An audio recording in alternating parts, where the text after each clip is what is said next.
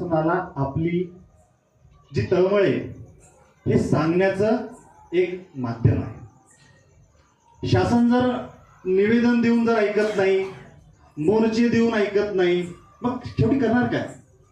तर त्याला अशा पद्धतीचे तीव्र आंदोलन झालीच पाहिजे.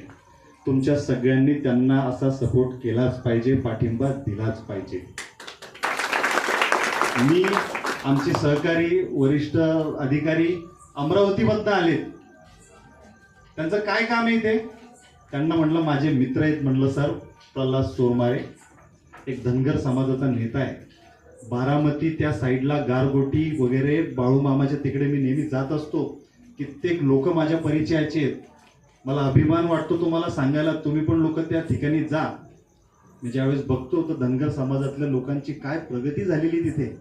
कोणी सिव्हिल कॉन्ट्रॅक्टर, कोणी मोठा व्यवसाय, कोणाचा हा व्यवसाय, कोणाचा तो व्यवसाय, एक चांगल्या प्रकारचं काम तिथे केलेलं आहे. म्हणजे आपला ऑलरेडी